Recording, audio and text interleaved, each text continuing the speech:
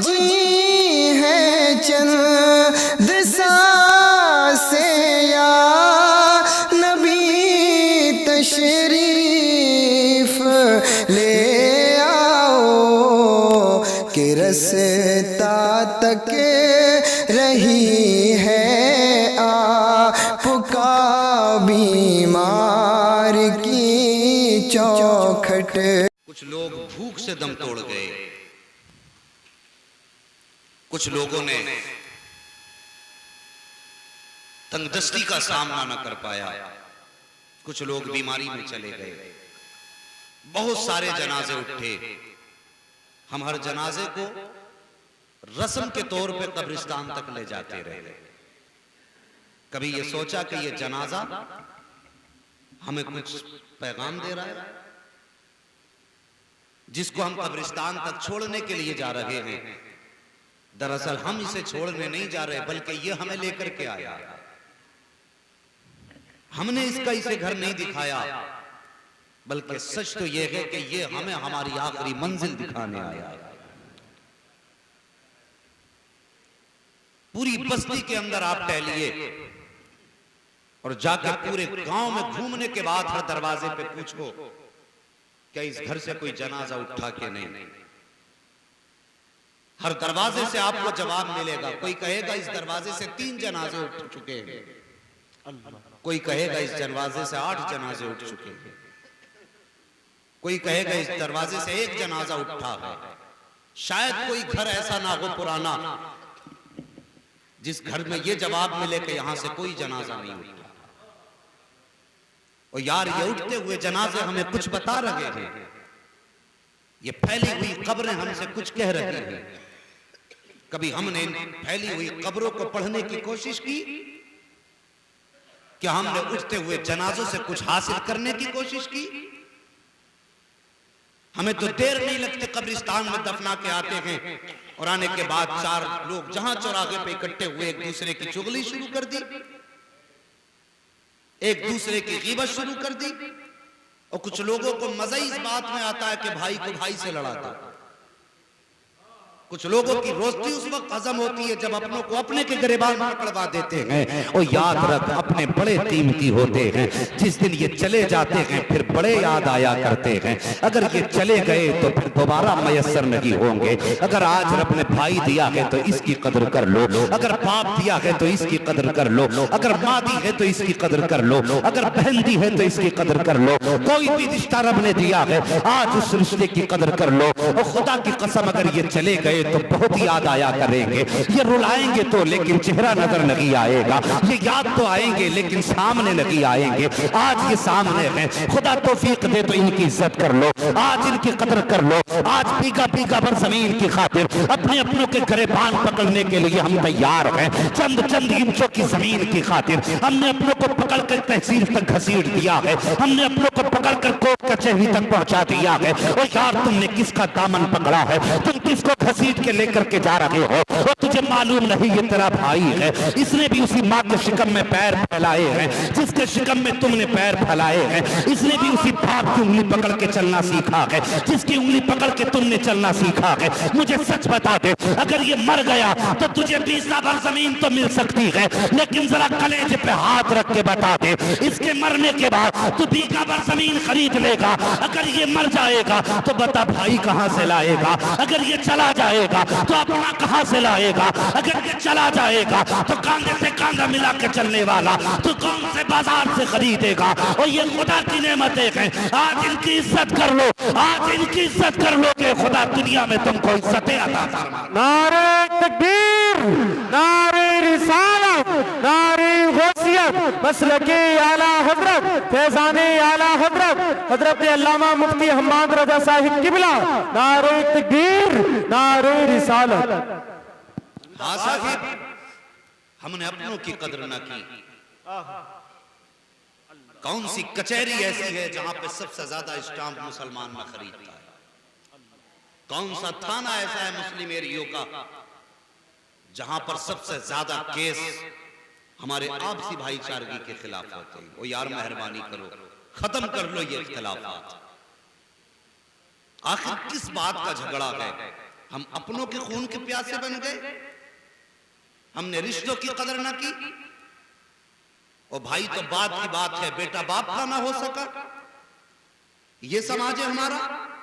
गर्मी का मौसम है, आज बरसात है, लेकिन कभी धूप की तमाजत में, शिद्दत में आप देखोगे जिनके सफेद बाल हो जाते हैं, वो या तो किसी दुकान के स्लिप पे बैठे मिलेंगे या किसी भारी दरख्त के नीचे पड़े मिलेंगे।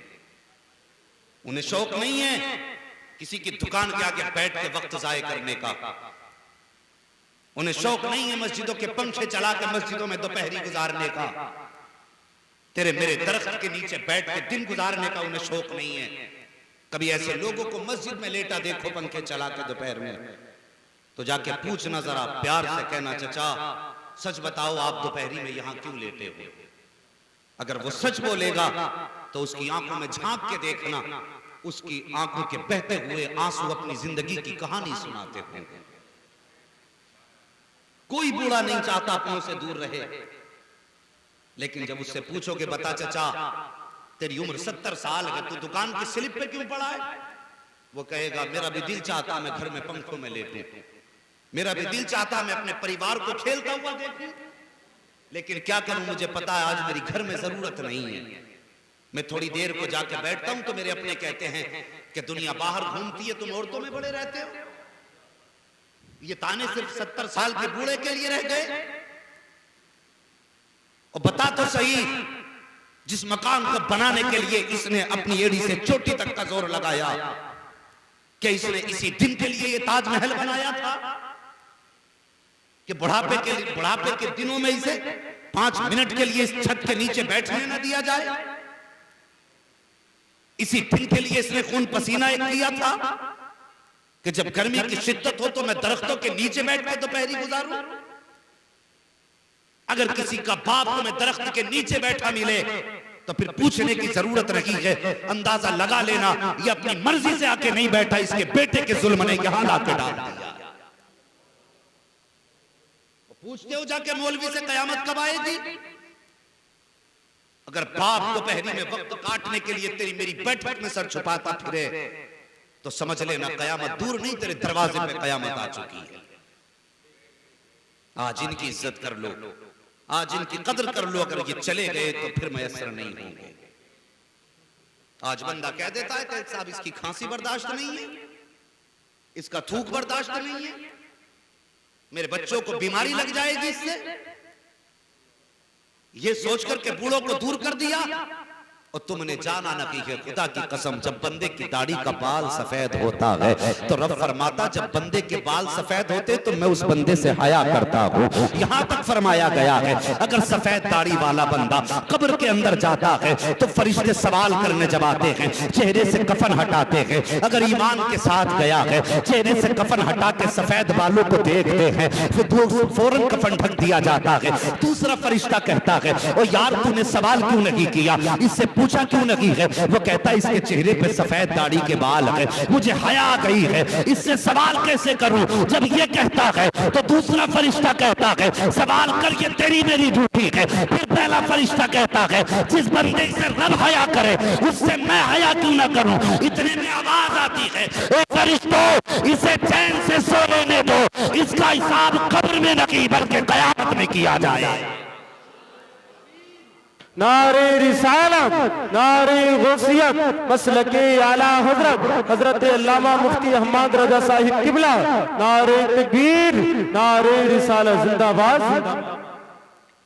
सफेद दाढ़ी वाले की सफेदी की फरिश्तों ने हया की, अगर हया नहीं की तो बेटे ने हया नहीं की।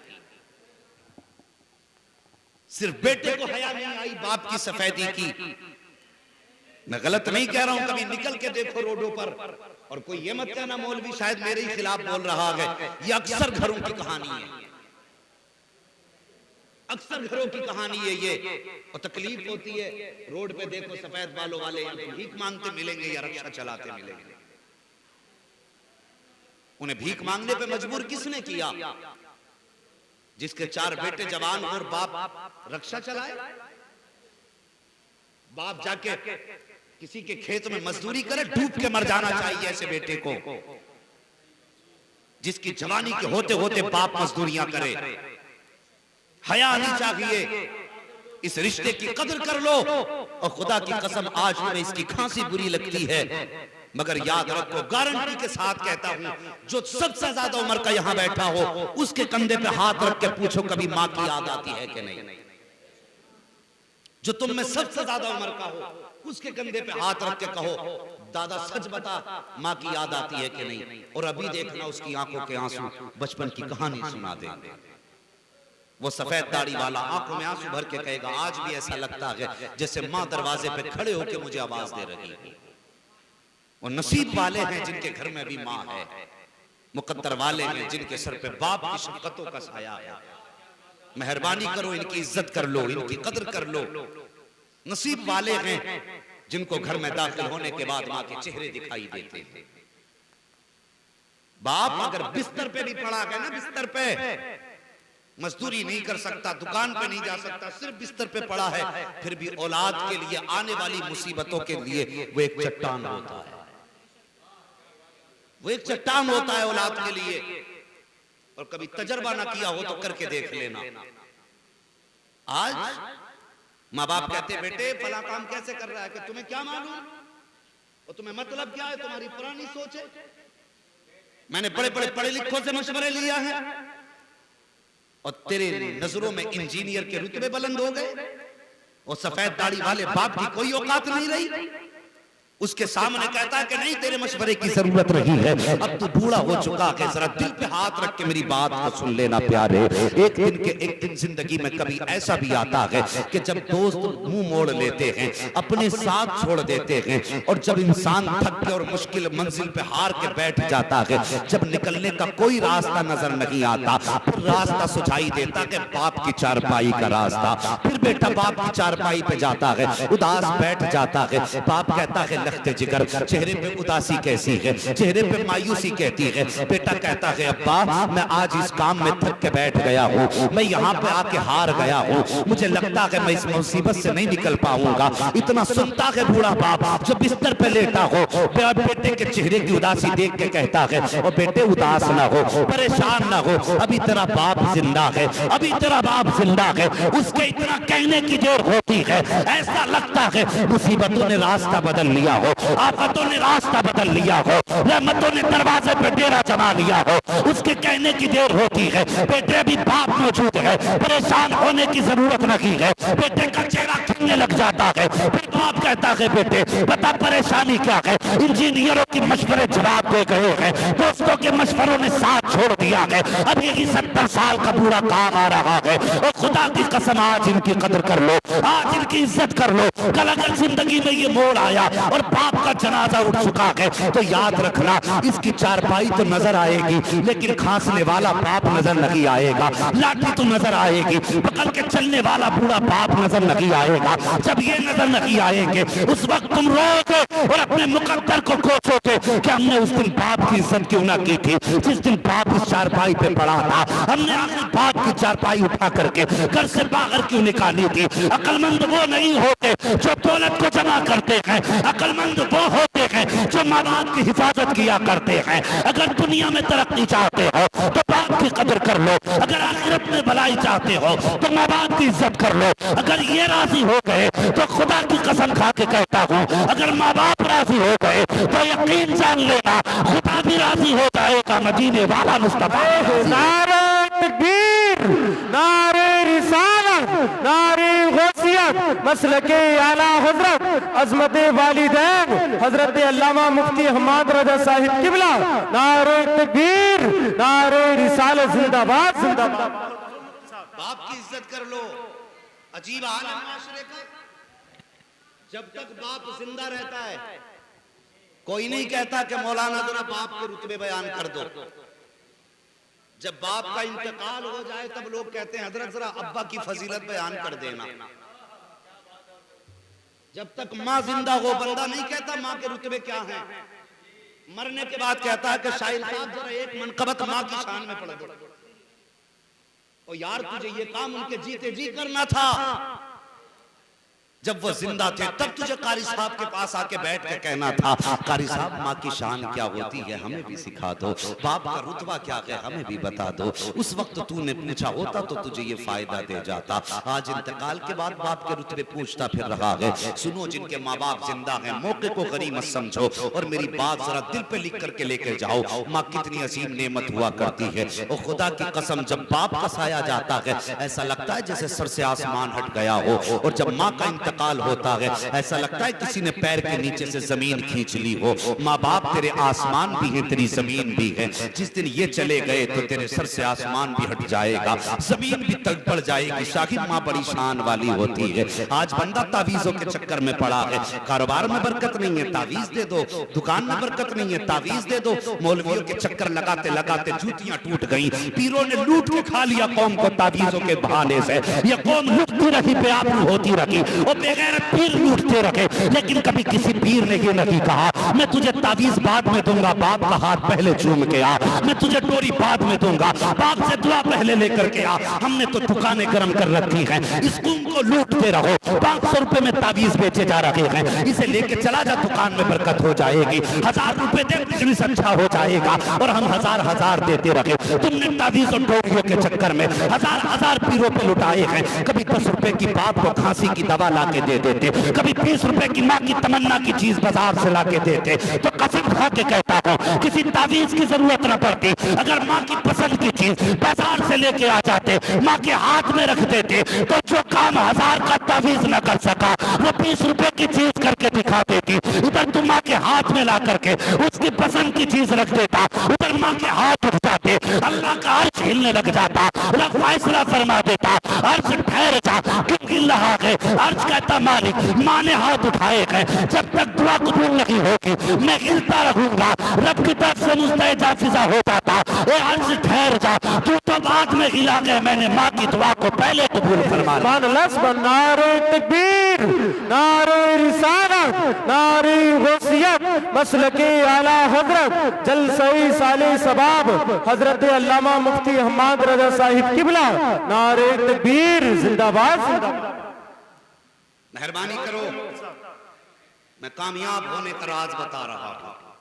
अगर माँ बाप नाराज हैं तो ये 1 इंच का तावीज क्या, मैं मुनकिर नहीं हूं तावीज़ों, ये पहले सुन लीजिए, मैं मुनकिर नहीं हूं।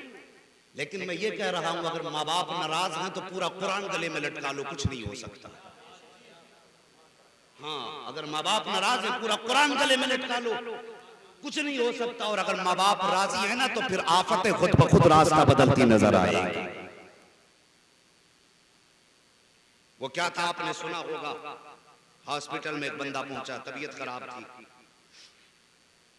हॉस्पिटल में गया, डॉक्टर ने मशीनें लगाई, लाइलाज कर दिया, कहा ये ठीक नहीं हो सकता।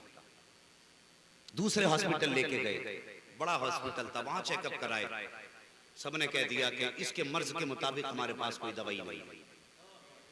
ये याद रखिए, क्या कहा सबने कि इसका इलाज हमारे पास है ही नहीं। मशीनें लगाई गई, मशीनों जवाब दे दिया।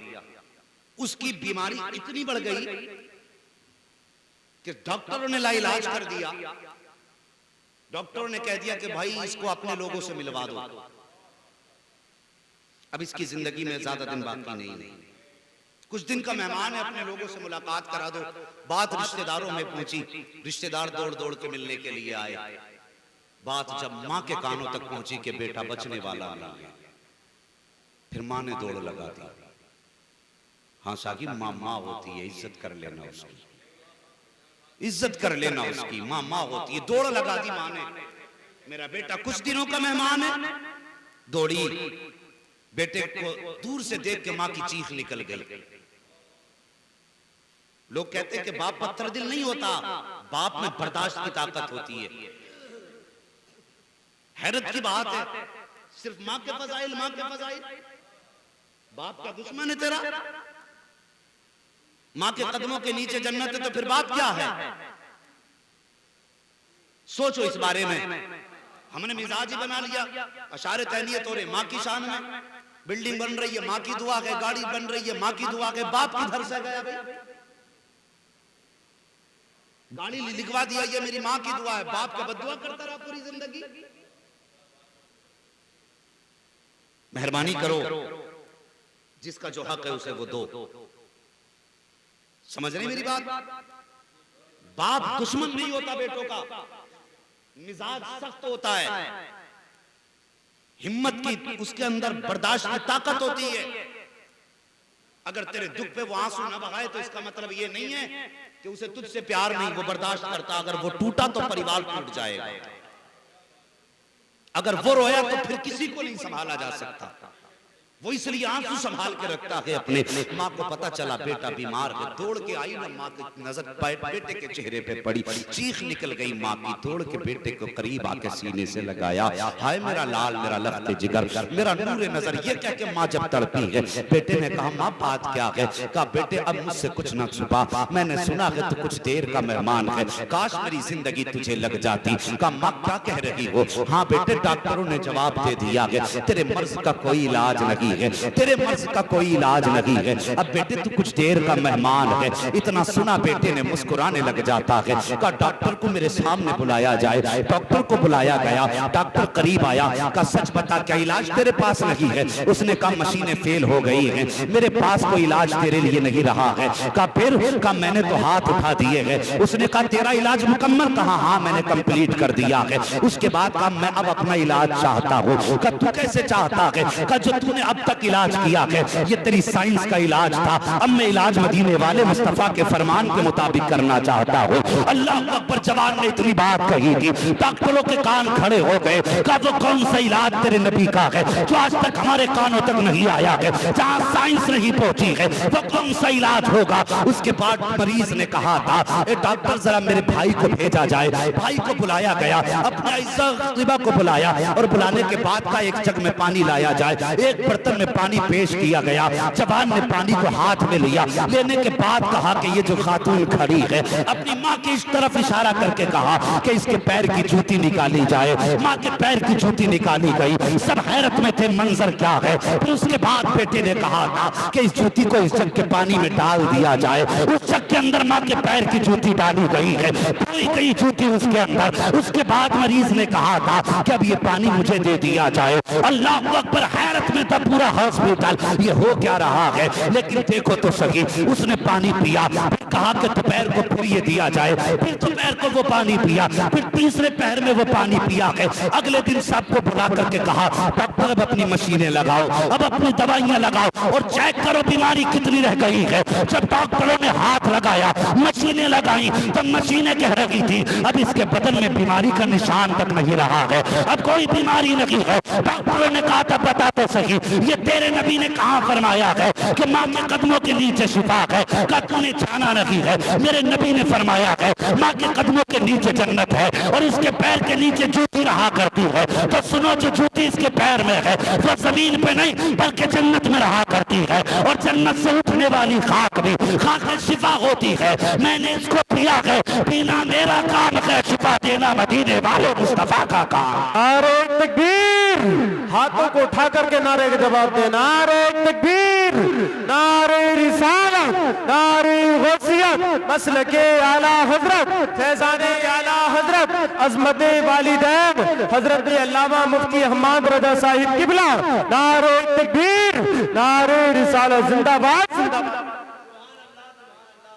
इज्जत कर लो माँ बाप की, और खुदा की कसम जब मर्ज न कटते हो तो बूढ़े बाप की दाढ़ी धो के पी लिया करो, बूढ़ी माँ के पैर धो के पी लिया करो, और उसके बाद हाथ उठा के कहा करो या अल्लाह मैं तो तेरा गुनाहगार बंदा हूं, लेकिन तूने मेरे घर के अंदर दो अजीम जातें दी हैं। एक जात को माँ कहते हैं, दूसरी जात को बाप कहते हैं। या अल्लाह बूढ़े बाप के सफेद बालों का सदका, अल्लाह उसकी दाढ़ी के सदके में शिफा दे दे। बूढ़ी माँ की लड़खड़ाते कदमों का सदका, या अल्लाह उसके लड़खड़ाते कदमों के सदके में मालिक शिफा दे दे। और फिर देख, बुजुर्गों ने फरमाया जब दुआएं कबूल ना होती हो अपनी माँ का सदका दे के दुआएं मांगा। ये इतनी बड़ी जात है, इनके सदके में दुआएं कबूल होती हैं, और जिनके सदके में दुआएं कबूल होती हो अगर वो तुम्हारे जुल्म से रोएं तो फिर तुम्हें बचाने कौन आए? मुझे सच बता, क्या किसी का ताबीज बचा लेगा? बोलो, नहीं बचा सकता ना। सबूत के तौर पे एक रिवायत बता दूं। हजरत अलकमा रज़ी अल्लाह सुभान अल्लाह। कौन थे सहाबी? नमाज किसके पीछे पढ़ते थे? बोलो, सरकार के पीछे नमाज पढ़नी। मुकद्दर कितना अजीम, नमाज पढ़ते थे, नमाज वाले को भी देखते थे। कुरान पढ़ते थे, कुरान वाले को भी देखते थे। सुभान अल्लाह। तेरा मेरा वक्त बैठकों में गुजरता है, उनका वक्त मुस्तफा की जलवतों में गुजरा करता था। मौत का वक्त करीब आया, सांसें गले में अटक गई। मेरे नबी ने कुछ वक्त उनको ना देखा, फरमाया मेरा सहाबी नजर नहीं आया? कहा हुजूर तबीयत खराब है और सांसें गले में अटकी हैं, दम है कि निकलने का नाम नहीं ले रहा। मेरे नबी ने फरमाया चलो खैरियत के लिए चलते हैं।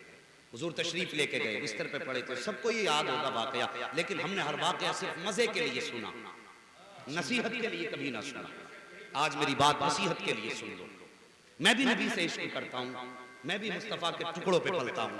ये नहीं कि मैं उनकी ज़ियारत की माज़अल्लाह तौहीन करूँ या उनकी बारगाह की माज़अल्लाह में इहानत मकसूद हो, लेकिन उन्हीं का सबक है जो उम्मत तक पहुँचाना। इसमें हमारा कुछ नहीं है। जाने के बाद दुनिया कहती है मौलवी बड़ी अच्छी तकरीर करके गया, मेरा क्या कमाल? कमाल तो सारा मदीने वाले का। सुभान अल्लाह जिंदाबाद। तो हमारा है, बातें तो सब उन्हीं की है ना, बातें तो सब उनकी है। मौलवी का कोई कमाल नहीं, कमाल सब मुस्तफा का। कभी किसी मौलवी की तारीफ मत करना तकरीर को लेकर, सिर्फ कमाल मुस्तफा का। तवज्जो कर लो थोड़ी देर, हाँ तवज्जो करो। आए हुजूर कहने लगे, खैरियत पूछी, दम अटकाए गले में। पूछा इनके कोई घर में है? कहाँ? हुजूर माँ है, वालिद का इंतकाल हो चुका, वह बुलाइए। हुजूर ने फरमाया क्या बात है, इसका अमल कैसा था? कहने लगे हुजूर नमाजों के भी पाबंद है मेरे बेटे, ज़कात का भी पाबंद है मेरा लाल, नाजायज कामों से बचता है मेरा लाल, लेकिन बस जरा सी बात यह है कि मुझसे ऊंची आवाज में बात करता है। और एक रिवायत और भी है जो दूसरी है, लेकिन मैं इसी को मुनासिब समझता हूं कि मुझसे ऊंची आवाज में बात करता है। या एक मर्तबा ऊंची आवाज में मुझसे बात की, हुजूर ने फरमाया इसे माफ कर दे, आप इसे माफ कर दें। कहने लगे हुजूर मैं माफ नहीं करूंगी। फिर मेरे नबी ने फरमाया सहाबा फिर लकड़ियां इकट्ठी करो। लकड़ियां इकट्ठा हुई, आग जलाई गई। फरमाया अब इसको ले जाके आग के ऊपर रख दो। जलती हुई आग देखी, बेटे को पकड़ते देखा। हजरत अलकमा सांस जान गले में अटकी हुई है, गर्दन लटकी है। माँ को देख के सिर्फ आंसू बह रहे हैं, जबान से कुछ नहीं कह पा रहे, लेकिन यार माँ माँ हुआ करती है, माँ माँ होती है। बेटे की आंख में आंसू देख के तड़प गई। कहने लगी हुजूर मेरे बेटे को कहाँ लेके जा रहे हैं? मेरे नबी ने फरमाया इसे आग पे रख के जलाया जाएगा। कहा हुजूर किस लिए? कहा इसने तुझे तकलीफ दी है, अगर तू माफ नहीं करेगी तो जहन्नम की आग से बेहतर है कि दुनिया की आग में जला दिया जाए। इतना माँ ने सुना, जैसे इतना सुना तड़प गई। कहती हुजूर अगर मैं माफ कर दूंगी तो जहन्नम की आग से बच जाएगा? मेरे नबी ने फरमाया हाँ, अगर तुम माफ कर दोगी तो तुम्हारा बेटा जहन्नम की आग से बच जाएगा। इतना सुनना था, माँ तड़प जाती है, थोड़ी बेटे के सर को गोद में लिया, रो के कहती है या रसूल अल्लाह मैंने बेटे को माफ कर दिया है, रब से इल्तिजा कर दे कि वो भी मेरे बेटे को माफ फरमा दे। इतना कहना था, जबान पे कलमा शरीफ जारी हो जाता है और उसके बाद हजरत अलकमा की रूह कफ़स अंसरी से परवास कर जाती है। मैं पूछना चाहता हूँ प्यारे, इनकी तो इबादत भी ऐसी थी कि नबी के पीछे नमाज पढ़ रहे हैं, इनकी तो ज़ियारत भी ऐसी थी कि मुस्तफ़ा के चेहरा देखा करते थे, इनकी तो बैठक भी मुस्तफ़ा के कदमों की थी। लेकिन माँ की नाराजगी है कि रूह आसानी से नहीं निकल रही है। और जाकर के आज जादू ग्रंथों में बैठने वालों, माँ को सता के किलो किलो के तावीज़ लटकाने वालों, मुझे बताओ तावीज़ क्या फायदा देंगे अगर माँ बाप नाराज है? अगर तुम भलाई चाहते हो माँ बाप को राजी कर लो, अगर ये राजी हो गए तो खुदा भी राजी हो जाएगा, मुस्तफा भी राजी हो जाए। सुभान अल्लाह सुभान अल्लाह।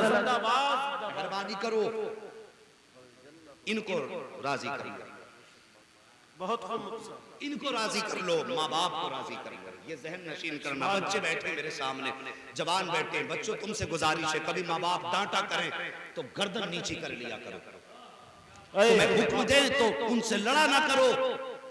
और जवानों तुमसे गुजारिश करता हूं, मैं तुम्हारी बराबर का हूं, अगर माँ बाप रात को आने पे टोका करें तो ये मत कहा करो तुम कौन होते हो जिंदगी में फैसला करने वाले, हमारी मर्जी है, जब चाहेंगे तब जाएंगे, जब चाहेंगे तब आएंगे।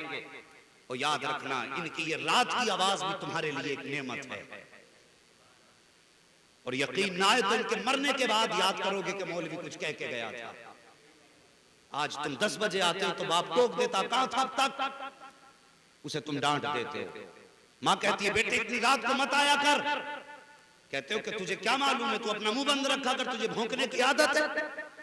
और यार जिस दिन ये चले गए और तुम 3 बजे आओगे, कोई तुम्हें पूछने वाला नहीं होगा। तुम 1 बजे आओगे, कोई तुम्हें टोकने वाला नहीं होगा। उस दिन तुम्हें अपने अकेले होने का एहसास हो जाएगा। उस दिन कान ढूंढेंगे वो आवाज कहां है जो हमें टोका करती थी, वो चेहरा कहां है जो हमारी रात में आने पे हमारे सामने होता था। आज इनकी इज्जत कर लो, जवानों माँ बाप की कदर कर लो, रिश्तान जाया करो। ये नहीं जवानों शबे बारात आएगी तो जवान मोटरसाइकिल की टंकी फुल कराएगा और फिर पूरी रात उसका एक्सीलेटर बंद ही नहीं होना है। कहाँ जा रहे हो? उस मज़ार पे जा रहे हैं, उस मज़ार पे जा रहे हैं। भाई क्यों जा रहा है बता, कुछ समझा हमें भी। ये शबे बारात है, इतने चक्कर लगा रहा है।